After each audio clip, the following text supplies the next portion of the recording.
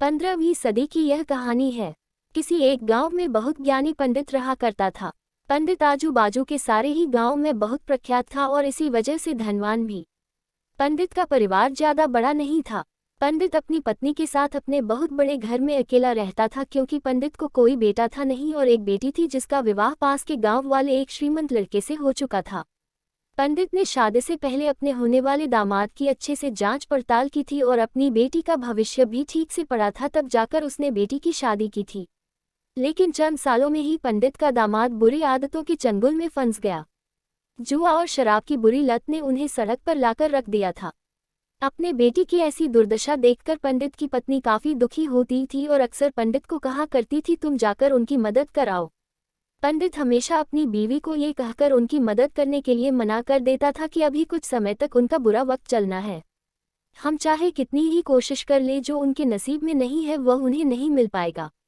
पंडित की ऐसी बातों से उसकी पत्नी काफी दुखी हो जाया करती थी और मन ही मन सोचती थी कि कैसा स्वार्थी पिता है, अपनी बेटी को इतने कष्टों में देखकर भी उसकी मदद करने के लिए मना करता है। आखिर भगवान ने जो इतना सारा धन धान्य दिया है उसका क्या करेंगे। हमें कोई और औलाद भी तो है नहीं, ले देकर एक यही बेटी है और उसके लिए भी कुछ नहीं करेंगे तो किसके लिए करेंगे। पंडित ऐसा नहीं सोचता था। ऐसा नहीं है कि पंडित अपनी पुत्री से प्रेम नहीं करता था, लेकिन उसने अपनी पुत्री की कुंडली इतने अच्छे से पढ़ी थी और वह ये पहले से ही जानता था कि वह चाहे किसी भी लड़के से शादी करती, लेकिन उसके जीवन में ये समय आने वाला ही था और बिना इसे भुगते उसको छुटकारा नहीं मिलने वाला था। एक दिन खाने पीने के लिए भी मोहताज हो चुके पंडित के बेटी और दामाद उसके घर पर आए। पंडित ने और उसकी बीवी ने दोनों का खूब आदर सत्कार किया और खूब अच्छा खाना खिलाया। बेटी और दामाद की पंडित से सहायता मांगने की हिम्मत ना हुई, इसलिए वह बिना बोले ही वापस अपने घर को लौटने लगे। लेकिन माँ तो माँ होती है, पंडिताइन से रहा नहीं गया और बिना पंडित की इजाजत के उसने चोरी छुपे बूंदी के लड्डू बनाकर उसमें सोने के सिक्के रख दिए और बेटी और दामाद को दे दिए ताकि बेटी और दामाद की कुछ आर्थिक सहायता हो सके। पंडिताइन ये भी जान गई थी कि बेटी और दामाद शर्म के मारे उनसे मदद नहीं मांग रहे थे, इसलिए उसने बेटी और दामाद को भी लड्डुओं में छिपे सिक्कों के बारे में कुछ नहीं बताया। जाहिर सी बात है कि जब वो लोग घर पर जाकर लड्डू खाएंगे तो उन्हें उसमें सोने के सिक्के मिल जाएंगे, इस तरह बिना उनके मांगे ही उन तक मदद पहुंच जाएगी। सोचकर पंडिताइन मन ही मन अपने बेटी की मदद करने के लिए खुश होने लगी। पंडित के दामाद और बेटी उन दोनों का आशीर्वाद लेकर अपने घर की तरफ रवाना हो गए। उन दिनों गाड़ियां तो होती नहीं थी, घोड़ा गाड़ी या बैल गाड़ियां चलती थी।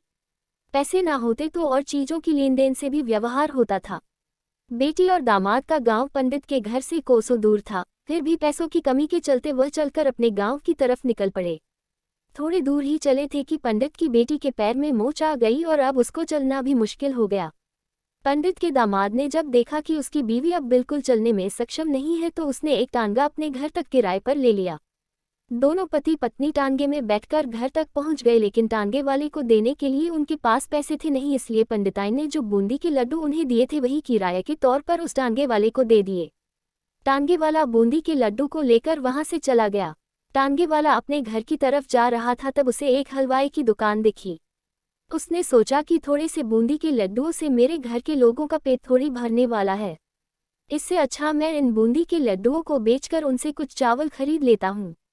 टांगे वाले ने बूंदी के लड्डू हलवाई को बेच दिए। जिस गांव में वह हलवाई रहता था उसी गांव में एक आदमी ने अपने घर पर पूजा रखी थी और उसी पंडित को उस पूजा के लिए बुलवाया था। पूजा में लगने वाले प्रसाद के लिए उस आदमी ने उसी हलवाई से बूंदी के लड्डू लिए जहां पर उस टांगे वाले ने बेचे थे।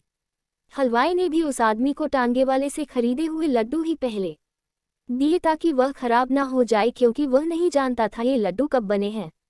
पूजा खत्म होने पर दक्षिणा और बूंदी के लड्डू लेकर जब पंडित अपने घर आया और खाना खाने बैठा तो प्रसाद में लाए बूंदी के लड्डू खाते वक्त लड्डू से सोने का सिक्का निकला। इस घटना को देखकर पंडिताइन की आंखों से आंसू बहने लगे। पंडित ने जब पंडिताइन से उसके रोने का कारण पूछा तो पंडिताइन ने पंडित को सब कुछ बताया और पंडित से उनकी बातों पर भरोसा न करने के लिए माफी मांगी। पंडित ने पंडिताइन के आंसू पोंछे और कहा कि तुम्हारी तरह मैं भी हमारी बेटी को बहुत प्रेम करता हूँ, लेकिन अगर हम उसकी अब मदद करते हैं तो दामाद हमसे हमेशा ऐसे ही मदद की अपेक्षा रखेगा और अपनी बुरी आदतों को कभी नहीं छोड़ेगा। पंडिताइन भी अब पंडित की बातों से सहमत हो गई। 2-3 महीने बीत गए। पंडित के दामाद और बेटी फिर से एक बार उसके घर आए और इस बार उनकी परिस्थिति पहले से बेहतर थी, क्योंकि पिछली बार खाली हाथ जाने के बाद दामाद ने नया काम शुरू किया था और अपनी सारी बुरी आदतें भी छोड़ दी थी। दोस्तों, नसीब का लिखा नहीं बदलता। ये कहानी आपको कैसी लगी? क्या आप भी नसीब पर भरोसा रखते हैं या फिर आप उन लोगों में से हैं जो अपना नसीब खुद अपने हाथों से लिखना चाहते हैं?